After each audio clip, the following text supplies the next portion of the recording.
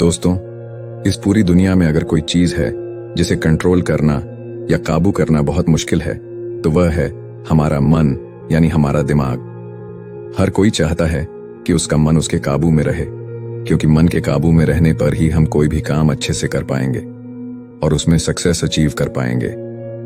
अब चाहे वह पढ़ाई पर मन लगाना हो, अपनी नौकरी पर मन लगाना हो, अपने बिजनेस पर मन लगाना हो, या फिर मन की शांति पाने के लिए मेडिटेशन पर मन लगाना हो, या फिर दुनिया के किसी भी काम पर मन लगाना हो। कहने का मतलब यह है कि आप कोई भी काम करें, उस पर मन लगाना बहुत जरूरी है, तभी आप उसमें सक्सेस पा सकते हैं। लेकिन यह काम इतना आसान नहीं है, लेकिन नामुमकिन भी नहीं है। इस वीडियो में आप एक ऐसी कहानी सुनेंगे जिसे सुनने के बाद आप अच्छे से जान पाएंगे कि हमारा मन किसी काम पर क्यों नहीं लगता और मन लगाने के लिए हमें क्या करना होगा। लेकिन इसके लिए सबसे पहले आपको इस कहानी में अपने मन को कंसंट्रेट करना होगा, और कंसंट्रेशन की जर्नी में यही आपका सबसे पहला स्टेप होगा। तो चलिए कहानी शुरू करते हैं। एक बार की बात है, एक जैन मास्टर हर दिन की तरह अपने शिष्यों को मेडिटेशन यानी ध्यान सिखा रहे थे। तभी उनके एक शिष्य ने जैन मास्टर से कहा, मास्टर, मैं कई दिनों से बहुत कंफ्यूज्ड हूं। एक सवाल मुझे कई दिनों से परेशान कर रहा है। मैंने उस सवाल का जवाब जानने की बहुत कोशिश की, लेकिन मुझे उस सवाल का जवाब नहीं मिल पाया। क्या आप मुझे उस सवाल का जवाब देंगे? मास्टर ने कहा, हाँ पूछो, क्या पूछना चाहते हो? तब शिष्य ने कहा, मास्टर, जब भी मैं पानी पीता हूं तो मेरी प्यास बुझ जाती है, या जब भी कोई व्यक्ति पानी पीता है तो उसकी प्यास बुझ जाती है। पानी सभी के लिए एक जैसा काम करता है कि जब भी कोई पानी पीता है तो उसकी प्यास बुझ जाती है। लेकिन मेडिटेशन के मामले में ऐसा क्यों नहीं होता?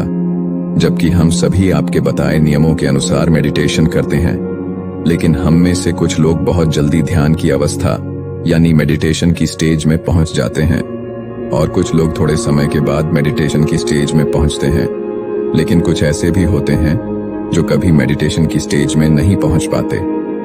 बस यही सवाल मुझे बार बार परेशान कर रहा है कि जब सभी लोगों को एक साथ पानी पीने को दिया जाए और एक ही पानी पीने को दिया जाए तो उस पानी को पीने से सबकी प्यास बुझ जाती है। ऐसा कोई नहीं होगा जिसकी प्यास ना बुझे। तो मेडिटेशन में ऐसा क्यों नहीं होता? मेडिटेशन सबके लिए एक जैसा काम क्यों नहीं करता?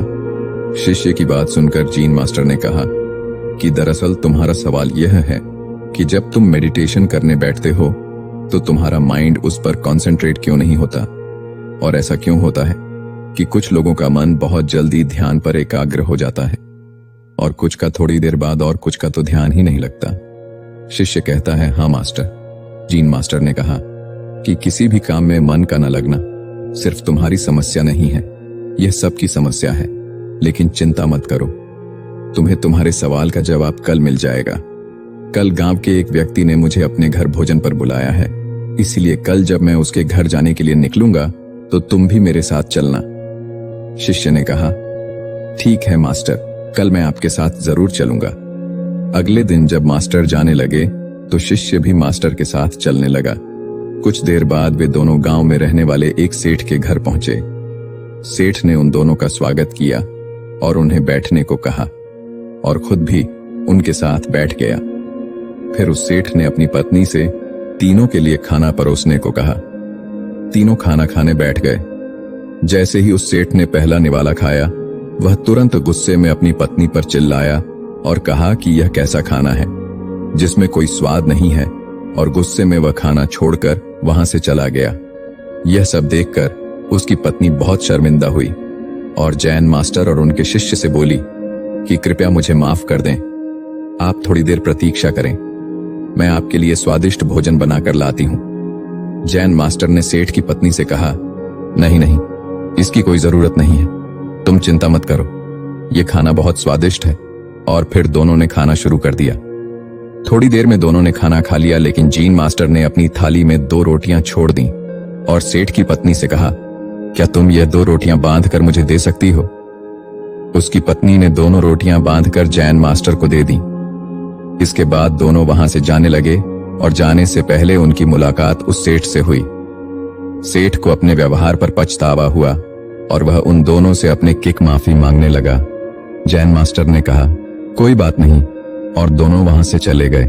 रास्ते में जैन मास्टर ने अपने शिष्य से पूछा कि उसे खाना कैसा लगा। शिष्य बोला, मास्टर खाना बहुत स्वादिष्ट था, मुझे बहुत अच्छा लगा। मास्टर ने पूछा, क्या तुम्हें इसके अलावा कुछ और नहीं लगा? मतलब तुम्हें कुछ और समझ में नहीं आया?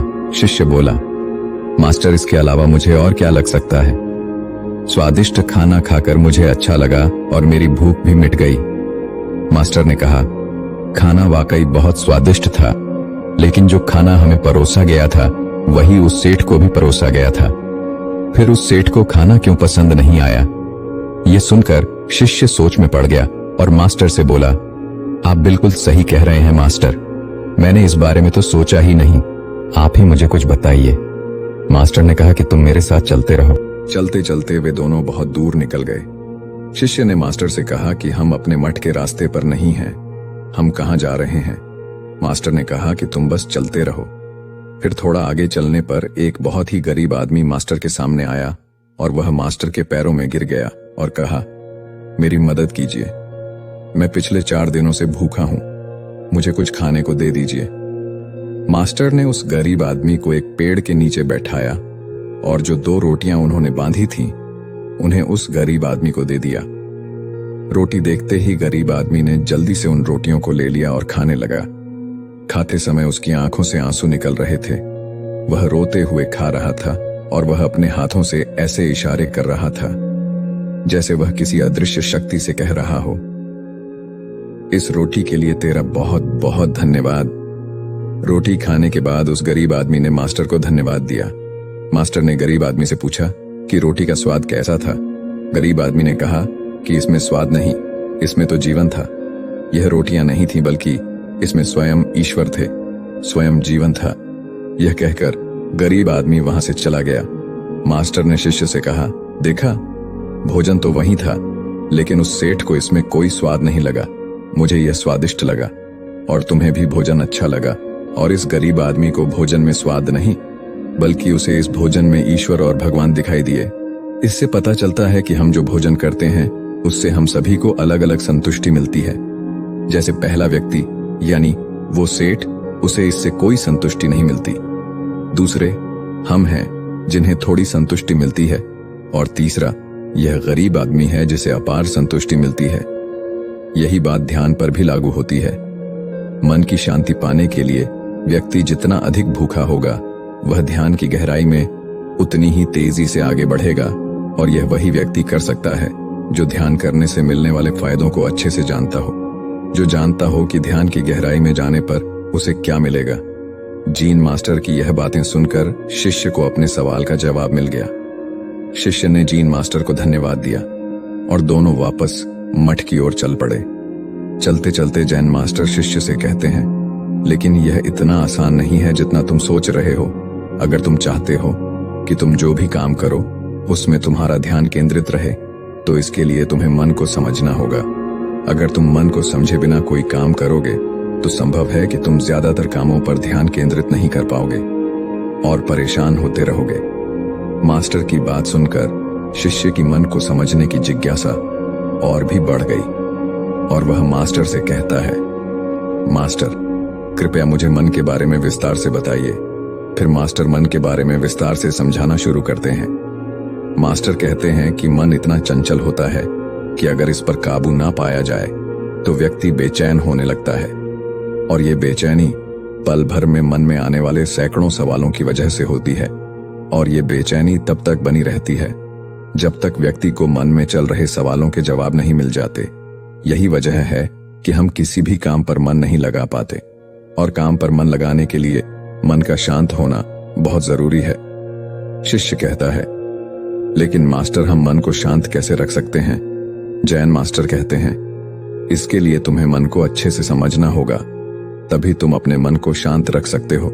और जब तुम्हारा मन शांत होगा तो इसका मतलब यह हुआ कि वह तुम्हारे काबू में है। तब शिष्य कहता है कि मन को समझने के लिए हमें क्या करना होगा। जीन मास्टर कहते हैं, मैं तुम्हें मन को समझने के 6 तरीके बताऊंगा। उन तरीकों को बहुत ध्यान से सुनना। पहला तरीका है अपने मन के द्वारा दिए गए बेकार के लालच को देखना और उसे समझना। दरअसल जब हमारा मन अनशांत होता है तो हमें कई तरह के लालच देता है और यही लालच हमारी परेशानियों का कारण बनता है। लेकिन जिसने मन के लिए लालच को पहचान लिया, समझ लो कि उसने मन को समझने का पहला तरीका सीख लिया। फिर शिष्य जैन मास्टर से पूछता है, लेकिन मास्टर हमें यह कैसे पता चलेगा कि हमारा मन हमें लालच दे रहा है और वह लालच हमारे लिए बेकार है? मास्टर कहते हैं, इसका पता हमें अपने अनुभव से चलता है और कभी कभी दूसरों के अनुभव से भी चल सकता है।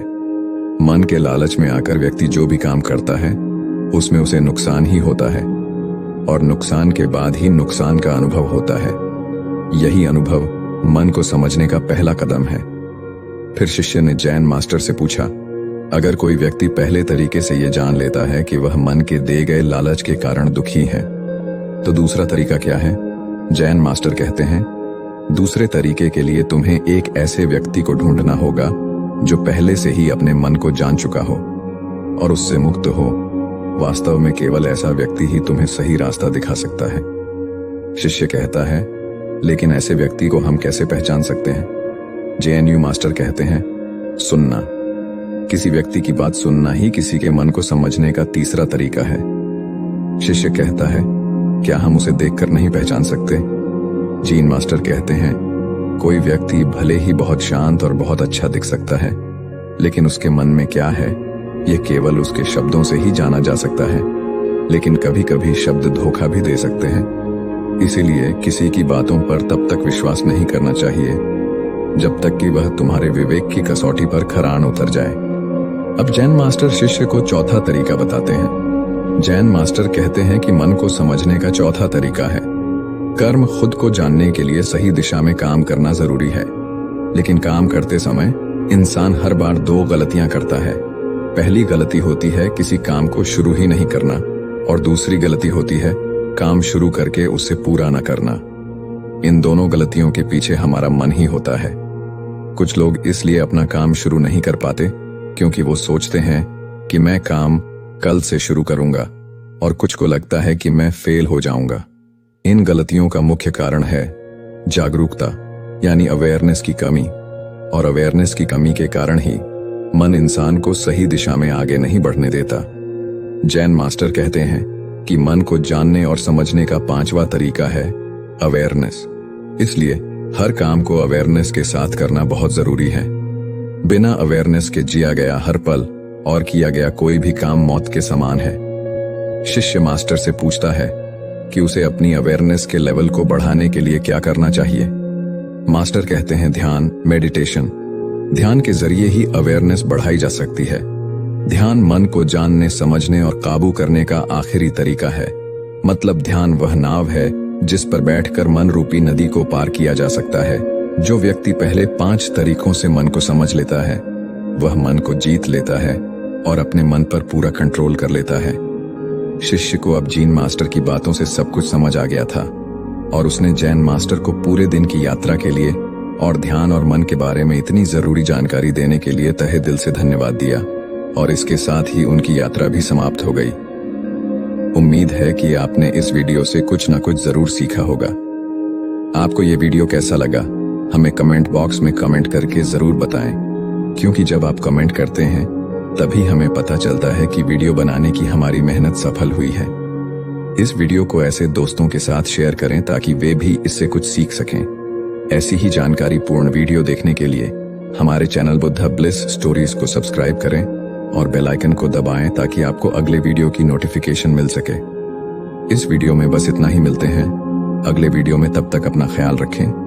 धन्यवाद।